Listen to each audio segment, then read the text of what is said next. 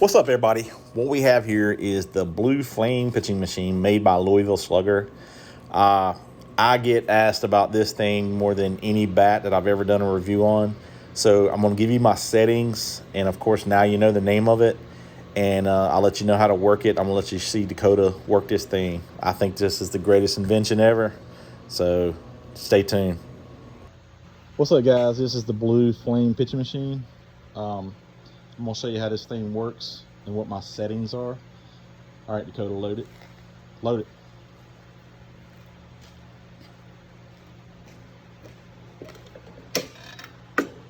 All right, what we're going to do is put a ball right here.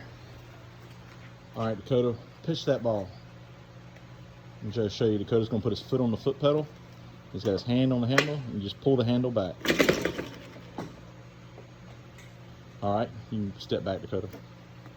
Now, I'm going to show you the settings on this.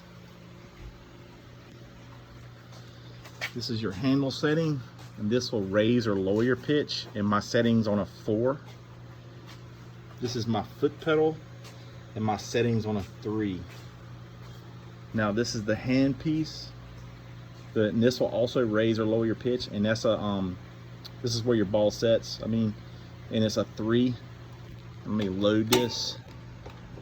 All right, once it's loaded, sometimes you'll get some balls, or you'll get a new, if you got to replace the spring or something, you'll get it to where no matter what you do, is the pitch is too high or too low, whether you set this back and forth, this will screw back and forth. In doing so will help raise or lower the pitches. So keep that in mind. You fool around with that sometimes, guys, if you're getting a ball that's just not where you're at. Now, I mounted mine on a piece of thin plywood. It was about 1/4 of an inch. No, it was about maybe a little bit thicker than that, maybe 3/8.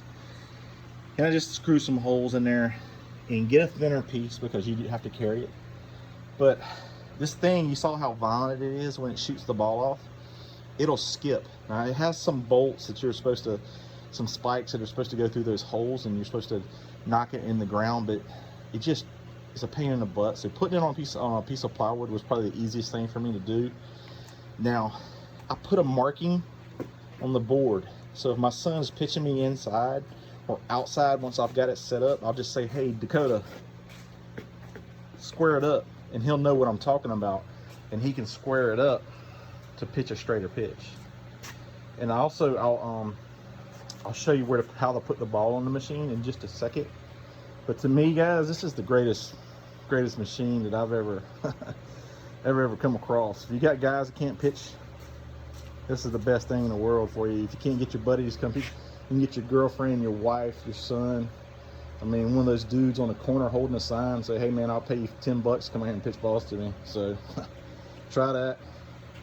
Now, this is what I mean by saying cross threads. Put the threads across seams so it helps you pitch the ball straighter. That's just been my experience. Or the other way, where you can do it that way, but it just pitches a straighter ball.